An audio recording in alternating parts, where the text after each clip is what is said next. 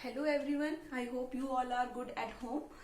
So yesterday we will discuss some concepts of solution. So today we will discuss some basic concepts of solution. So here, how to calculate molecular mass of any compound. For example, H2SO4. For calculating molecular mass, we need atomic mass of every element. Here, 2 hydrogen, 1 sulfur and 4 oxygen are present. So, the atomic mass of hydrogen is 1, but here 2 hydrogens are present, so 2 into 1. 2 hydrogen and 1 oxygen. 1 hydrogen. 1 is the atomic mass of hydrogen. Plus, here S, this is sulfur, and the atomic mass of sulfur is 32, plus here 4 oxygen, so we write 4 into, and the atomic mass of oxygen is 16. Okay, now calculate 2 1 2 plus 32 plus 16 4 64. Add these all numbers, 4 8 9. So H2SO4 molecular mass of sulfuric acid is 98. For this manner, we can calculate the molecular mass of any compound. Another example, NaOH, and we know NaOH is sodium hydroxide. Here only 1 sodium, 1 oxygen and 1 hydrogen. So the atomic mass of sodium is 23 plus oxygen, the atomic mass of oxygen is 16 plus, and the atomic mass of hydrogen is 1. Now add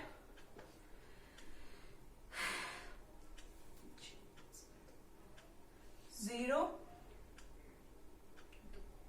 40.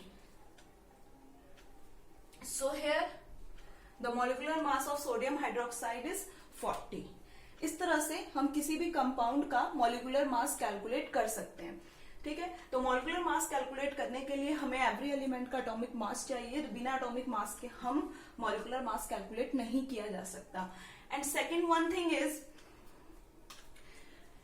किसी भी element का atomic मास learn करने की जरूरत नहीं है कि हम पीरियोडिक टेबल में 118 एलिमेंट है और हम हर एक एलिमेंट का एटॉमिक मास लर्न करने बैठे. It's not possible. सो बहुत इजी सी ट्रिक है एक.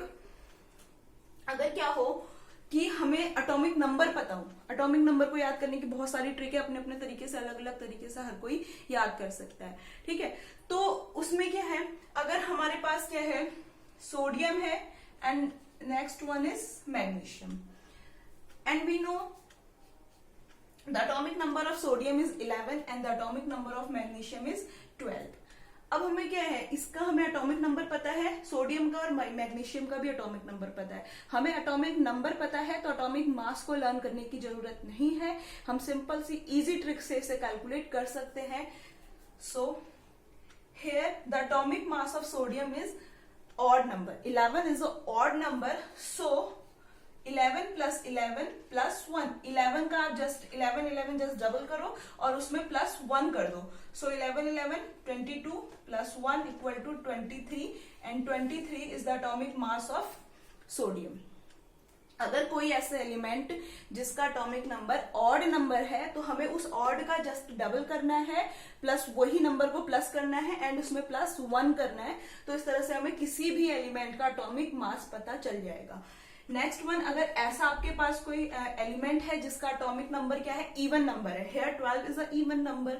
सो आप क्या करो, 12 प्लस 12 का जस्ट डबल करो तो 12 कितना हो गया, 24 and 24 is the atomic mass of magnesium.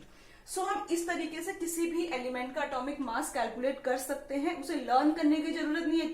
ये नहीं कि हम रट्टाफिकेशन स्टार्ट कर दिया, ऐसा नहीं. तो हम सीधे इजी ट्रिक से किसी भी एलिमेंट का एटॉमिक मास को कैलकुलेट कर सकते हैं. सो ये एक इजी ट्रिक है. सो हमें यहाँ पर क्या होता है, मॉलिक्यूलर मास निकालने के लिए एटॉमिक मास की नीड होती है. तो एटॉमिक मास इस तरह से किसी भी एलिमेंट का कैलकुलेट किया जा सकता है अगर आपको याद नहीं है तो.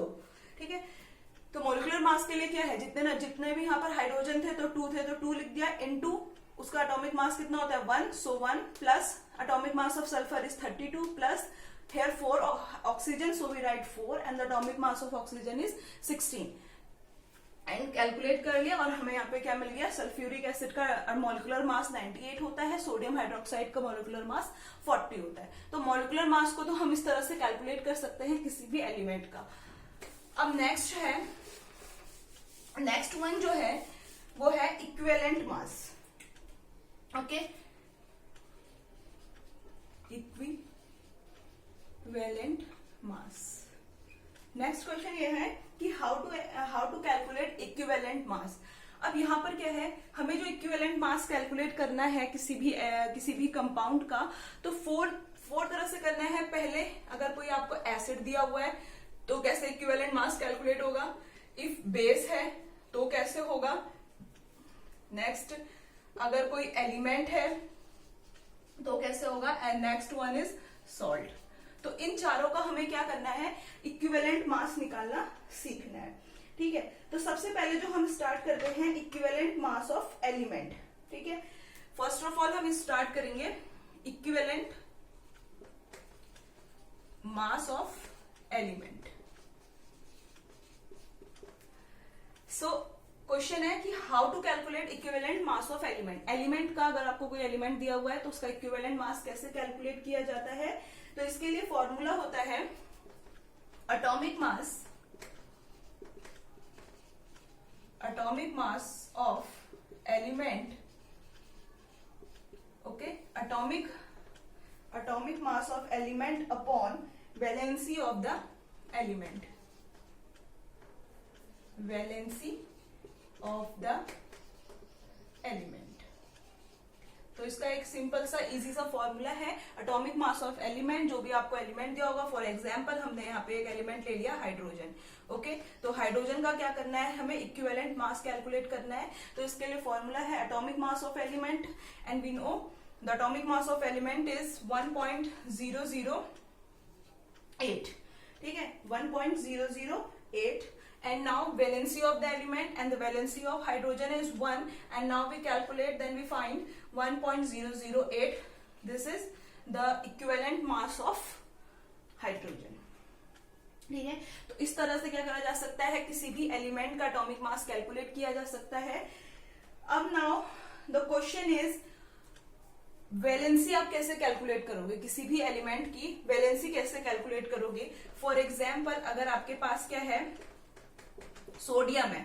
अब आपको सोडियम की वैलेंसी कैलकुलेट करनी है, तो फर्स्ट ऑफ ऑल वैलेंसी होती क्या है, आउटर मोस्ट सेल। किसी भी एलिमेंट की जो आउटर मोस्ट सेल में 4 और उससे नीचे जितने भी नंबर्स होते हैं तो वो क्या कहलाती है, उसकी वैलेंसी कहलाती है। बट अगर 4 से ज्यादा है, ठीक है, 4 से ज्यादा अगर कोई नंबर है तो क्या होगा, वहां पर हम 8 माइनस उस नंबर को कर देते हैं। फॉर एग्जाम्पल कैसे, अगर हम सोडियम का एटॉमिक नंबर देखें 11 होता है एंड 2, 8, 1, ये इसका क्लासिफिकेशन हो गया। यहां पर क्या है, ओनली 1। ये जो लास्ट सेल है किसी भी एलिमेंट का, जब इलेक्ट्रॉनिक कॉन्फ़िगरेशन करते हैं, जो ये लास्ट सेल है, यानी कि इसकी लास्ट सेल क्या है, ये वाली है। तो लास्ट सेल जो होती है, last shell of any element is called valence shell. इसे ही हम क्या कहते हैं, वैलेंस सेल कहते हैं। Okay, last shell of any element is called valence shell. किसी भी एलिमेंट की जो लास्ट सेल होती है वो वैलेंस शेल कहलाती है, और उस सेल में प्रेजेंट इलेक्ट्रॉन क्या कहलाते हैं, valence electron, and this is also known as valency. इसी को हम क्या कहते हैं, वैलेंसी कहते हैं। किसी भी एलिमेंट की जो वैलेंस शेल होती है, उस वैलेंस शेल में जितने इलेक्ट्रॉन होते हैं less than 4 called valency of particular element. So here the valency of sodium is 1 because here only 1 electron is present in the valence shell of sodium. ठीक है, तो यहाँ पर सोडियम की वैलेंस सेल क्या होगी, वैलेंसी क्या होगी, 1 होगी, बिकॉज इसकी आउटर मोस्ट सेल में ओनली 1 इलेक्ट्रॉन प्रेजेंट है। बट इन केस अगर हम एक ऐसा एग्जाम्पल लें, क्लोरीन Cl, अगर हमने लिया Cl लिया, तो Cl का अगर हम इलेक्ट्रॉनिक कॉन्फ़िगरेशन करेंगे तो 2, 8, 7। अब इसके आउटर मोस्ट सेल में कितने इलेक्ट्रॉन है? 7 है, लेस देन 4 नहीं है, मोर देन 4 है। तो इस कंडीशन में क्या होगा, जब किसी भी, ये क्या है, वैलेंस शेल है, किसी भी एलिमेंट की जो आउटर मोस्ट सेल होती है उसे हम वैलेंस शेल कहते हैं। और वैलेंस शेल में जितने इलेक्ट्रॉन होते हैं वो वैलेंसी कहलाते हैं उसके, या वैलेंस इलेक्ट्रॉन कहलाते हैं। बट अगर क्या हो, लेस देन 4 हो तो वही वैलेंसी होती है। इफ क्या हो, 4 से ज्यादा नंबर है वैलेंस शेल में, तो हम क्या करते हैं, जैसे यहाँ पर 4 से ज्यादा है तो हम यहाँ पे क्या करेंगे, 8 माइनस 7 कर देंगे। 8 में से 7 जितने नंबर है यहाँ पे, जितने इलेक्ट्रॉन है उसे माइनस कर देंगे, तो 8 माइनस 7 यानी कि 1। सो here the valency of chlorine is 1। सो यहाँ पर क्लोरीन की वैलेंसी क्या होगी, 1 होगी। ओके, तो इस टाइप से किसी भी एलिमेंट की वैलेंसी कैलकुलेट की जा सकती है। एक बार और सुन लो, अगर लास्ट सेल में लेस देन 4 इलेक्ट्रॉन है तो जो नंबर है यानी कि जितने इलेक्ट्रॉन है वही उसकी वैलेंसी है। बट इन केस अगर कोई इस टाइप का एलिमेंट है जिसकी लास्ट सेल में मोर देन 4 इलेक्ट्रॉन है, देन हम क्या करते हैं, 8 में से उस नंबर को यानी उस इलेक्ट्रॉन को माइनस कर देते हैं, और जो आंसर आता है वही क्या कहलाती है, उस पर्टिकुलर एलिमेंट की वैलेंसी कहलाती है। So here the valency of chlorine is 1। Clear? Now you can take a screenshot और note down it.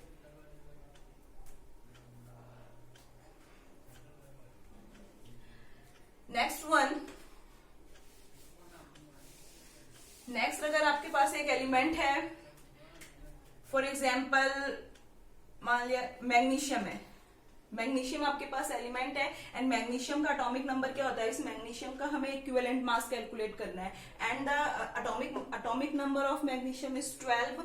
Now the electronic configuration is 282। Here 2 is the valency of magnesium. So the atomic mass of element, atomic mass क्या होता है, अभी हमने कुछ time पहले calculate किया था कि हाउ टू कैलकुलेट, अगर इवन नंबर होता है तो जस्ट उसका डबल कर देते हैं। तो यहाँ पर क्या होगा, मास क्या है इस मैग्नीशियम का, मास क्या होगा 24 upon valency of the element. Valency क्या है इसकी 2, बिकॉज आउटर मोस्ट सेल में जितने इलेक्ट्रॉन होते हैं लेस देन 4 वही क्या कहलाती है, उस एलिमेंट की वैलेंसी कहलाती है।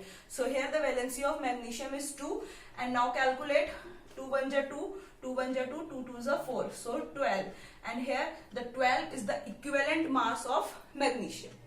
तो इस तरीके से हम किसी भी एलिमेंट का इक्विवेलेंट मास कैलकुलेट कर सकते हैं। फॉर्मूला है equivalent mass of element upon atomic mass of element upon valency of the element, कि उसकी वैलेंसी क्या है। नेक्स्ट है, तो ये तो एलिमेंट का हो गया। नेक्स्ट अगर क्या है आपके पास कोई एसिड है, अगर क्या करना है आपको, इक्विवेलेंट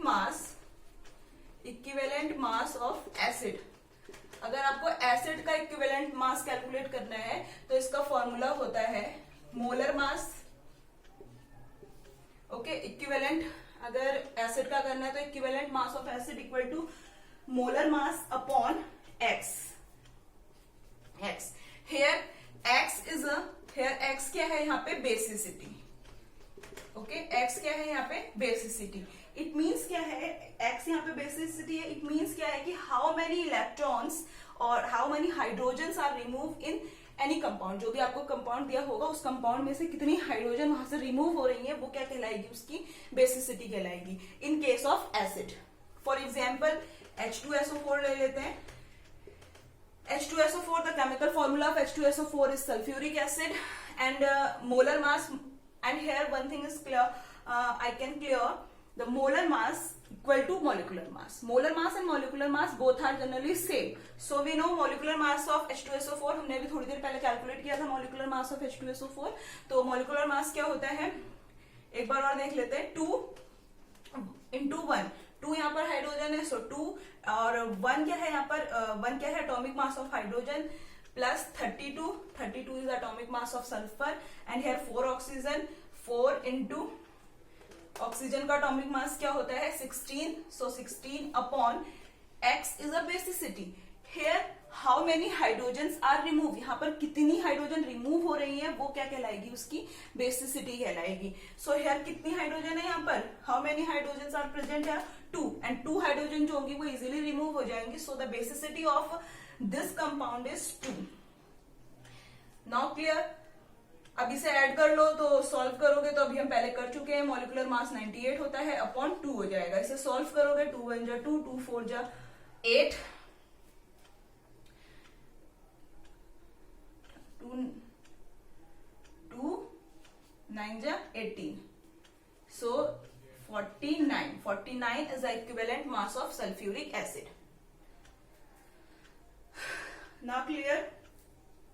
तो किसी भी कंपाउंड का इक्विवेलेंट मास जो है वो इस तरीके से कैलकुलेट किया जा सकता है, ठीक है। इक्विवेलेंट मास ऐसे कैलकुलेट किया जाता है एसिड के केस में, तो molar mass upon basicity for acid. Acid का जब केस होगा तो बेसिसिटी होगी, तो हम क्या करेंगे, बेसिसिटी मींस क्या है कि how many hydrogen are remove in particular compound, उस कंपाउंड में से कितनी हाइड्रोजन रिमूव हो रही है वो तो उसकी बेसिसिटी है। But in case of equivalent mass of base, अब क्या है, अगर हमें क्या है बेस का इक्विवेलेंट मास कैलकुलेट करना है, फॉर्मूला थोड़ा बहुत तो सेम ही है, molar mass upon x, but here x is acidity. Just opposite है, मोलर मास यहां पे भी था, मोलर मास यहां पर भी है, बट यहां पर क्या है, मोलर एक्स यहां पर बेसिसिटी था और एक्स यहां पर क्या है, acidity in the case of base. Base के केस में एक्स क्या होता है, यहां पर एसिडिटी होता है, एसिडिटी। नाउ अब कैसे हम कैलकुलेट करेंगे, फॉर एग्जाम्पल हमने ले लिया एक NaOH and the chemical name of NaOH is sodium hydroxide. NaOH ये क्या है, sodium hydroxide and it is a base. अब इसका कैसे कैलकुलेट करेंगे, तो सबसे पहले हमें क्या करना है, मोलर मास चाहिए। तो मोलर मास हमें पता है, मोलर मास इसका हमने भी पहले ही कैलकुलेट कर चुके हैं हम, 40 होता है, ठीक है। अपॉन क्या होगा, एसिडिटी। अब एसिडिटी क्या है यहाँ पर, एक्स क्या है, एक्स बेस का केस है यहाँ पर, तो एक्स यहाँ पर क्या होती है, एसिडिटी होती है। तो इस केस में क्या होगा कि how many OH ion, hydroxide ion are removed in particular compound, then it is called the acidity of compound or the value of X. यहाँ से कितनी हाइड्रोक्साइड आयन यानी OH आयन रिमूव हो रहे हैं वो क्या कहलाते हैं, उसकी बेस एसिडिटी होगी यहाँ पर, यानी कि X की वैल्यू वो होगी। यहाँ पर कितने OH आयन है, 1 है, सो 1 हम क्या करेंगे, 1, तो OH एक OH है तो एक ही रिमूव हो रहा है इजिली, तो यहाँ पे आप कैलकुलेट करोगे तो क्या मिल जाएगा आपको, 40 मिल जाएगा। तो इक्विवेलेंट मास ऑफ बेस क्या होगा, 40 होगा। इन दोनों में कंफ्यूज बिल्कुल नहीं होना है।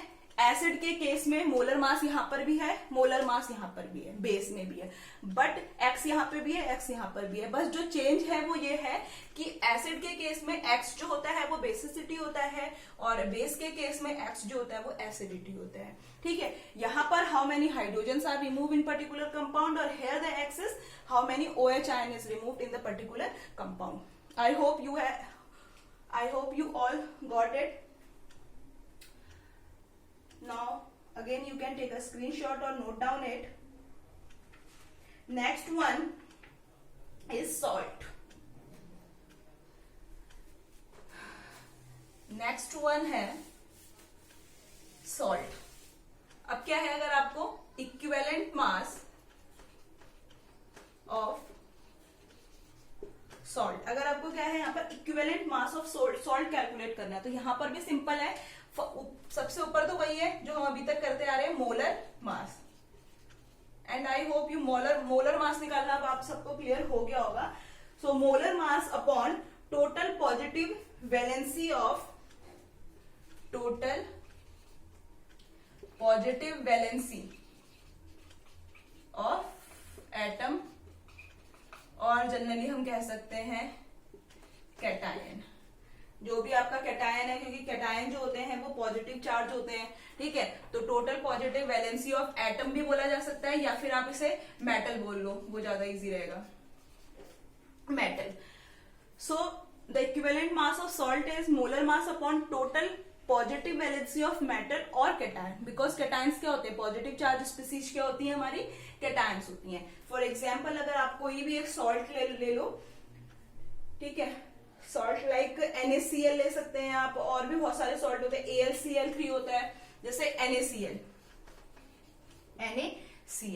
Hair the molecular mass Na क्या होगा, 23 इसका एटॉमिक मास होता है, प्लस Cl जो होता है हमारा क्या होता है, 35.5 is a molecular mass of chlorine, sorry, atomic mass of chlorine.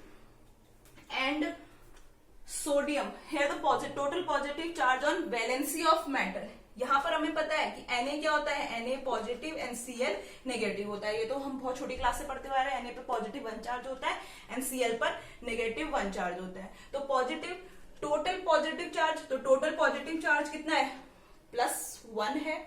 It means यहाँ पर क्या हो जाएगा, 1। अब इसे आप कैलकुलेट करोगे तो आपका आंसर आ जाएगा। टोटल आप इसे कैलकुलेट करोगे तो जो आंसर आएगा, दोनों को ऐड करोगे देन आ जाएगा 58.5।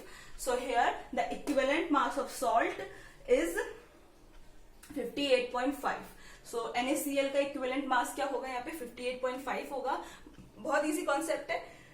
मोलर मास लिखो, जो जो आपके पास एटम है उन दोनों का मोलर मास कैलकुलेट करो। मोलर मास के बाद अपॉन जितना पॉजिटिव चार्ज है उस पर्टिकुलर एलिमेंट पर उसे कैलकुलेट करो तो आपको मिल जाएगा easily equivalent mass of salt. Next अगर आपने एक एग्जांपल और ले लो, AlCl3 and this is aluminum trichloride. Here the atomic mass of chlorine is, chlorine का एटॉमिक मास कितना होता है, अगर आपको एटॉमिक नंबर पता है तो आप एटॉमिक मास इजीली कैलकुलेट कर लेंगे। 13 क्या होता है, इसका एटॉमिक नंबर होता है एंड एटॉमिक मास क्या हो जाएगा यहाँ पर, जस्ट उसका डबल +1 करोगे क्योंकि 13 क्या है, ऑड नंबर है। सो हो जाएगा आपका 27 plus here 3 chlorine are present, so 3 into and the atomic mass of chlorine is, पहले ही हम यहाँ पे देख चुके हैं 35.5।